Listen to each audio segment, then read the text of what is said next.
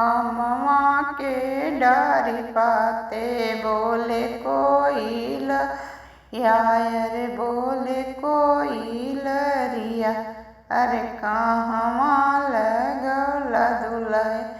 एतनिया बेरिया कहवा लगौला दुलहे एतनी बेरिया अरे सासु दिहली रुपया सहेजत लागल देरिया अरे सासु दिहली रुपया सहेजत लागल देरिया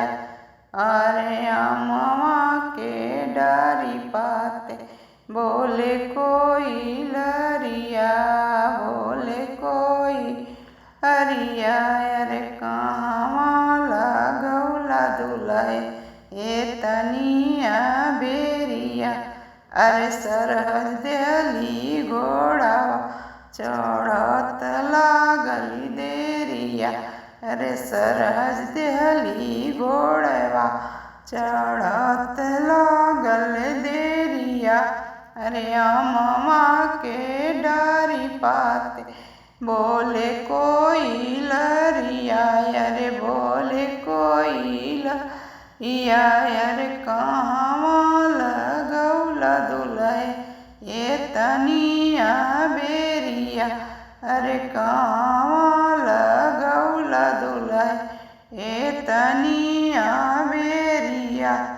अरे साली देहली अंगूठी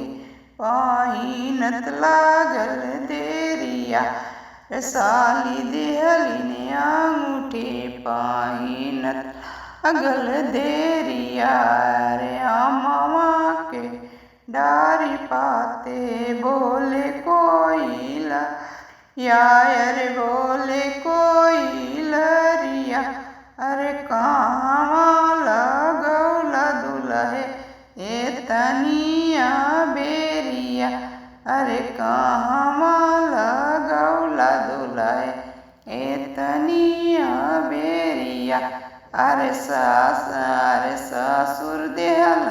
घड़िया लगावत लागल देरिया अरे ससुर देहल घड़िया पहिनत लागल देरिया अरे के डारी पाते बोले कोई हरिया बोले कोयलरिया अरे कहवा लगौला दुलहे एतनिया बेरिया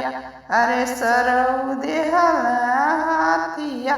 चढ़त लागल देरिया अरे सरऊ देहल हाथिया चढ़त लागल देरिया अरे अमवा के डारी पाते बोले कोयलरिया रे बोले कोयलरिया अरे कहवा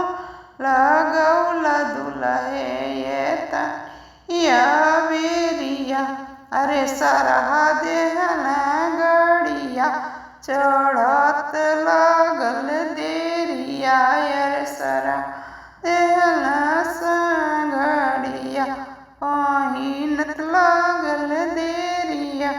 अरे अमवा के डारी पाते बोले कोयलरिया अरे बोले कोयलरिया अरे कहवा